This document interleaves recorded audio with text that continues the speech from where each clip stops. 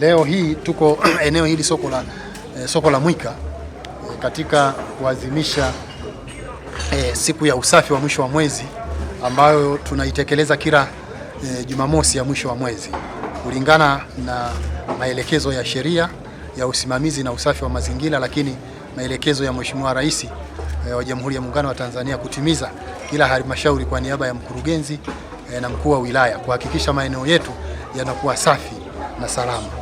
Kwa hivyo ndio jukumu ambalo tuko hapa kama ambavyo umeona tangu saa 12 wananchi na maofisa viongozi wote tumetoka na wafanyabiashara kufunga biashara mpaka saa 4 wakiendelea kufanya kazi ya usafi ili maeneo yetu yabaki salama. Hii ni kwa mujibu wa sheria ya usimamizi na usafi wa mazingira ya mwaka namba 20 ya mwaka 2020. Kwa mwananchi na wafanyabiashara wote na watumishi, siku ya usafi wa mazingira hii ni kwa mujibu wa sheria kama tulivyosema, kwa mujibu wa sheria namba 20 ya mwaka 2004 na hili ni takwa la kisheria, na hili kama Jamhuri ya Muungano, Rais mwenyewe amekuwa kinara wa usimamizi na usafi wa mazingira.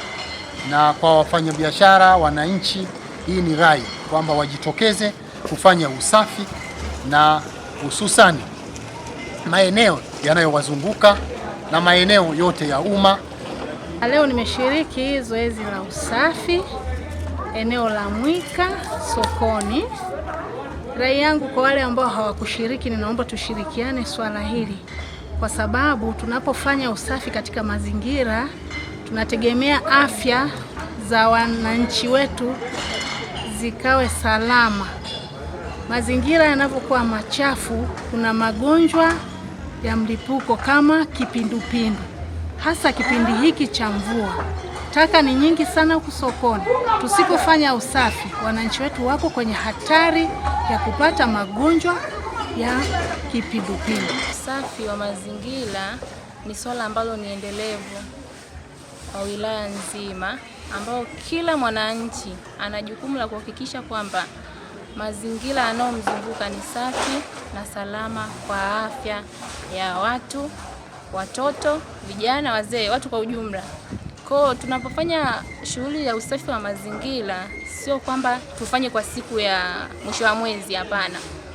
Mazingira tunatakiwa tuyafanyie usafi kila siku. Na kuambia ni kwamba wajifunze kutunza mazingira, kwa sababu mazingira ni afya ya kila mtu na ni faida ya kila mwananchi na kila familia. Atakapotunza mazingira familia yake, pia na barabara inataweza kuyalinda, yatakaa salama. Endapo nyumbani kwake hawezi kufanya usafi wa mazingira, na ndio hivyo anatuchafulia nini barabarani, kunakuwa kuchafu. Ndio ukija huko hata ni kwenye vizimba, utakuta mtu ajiingiza kwenye kizimba ametupa nje ya kizimba. Ndio changamoto kubwa tunazo.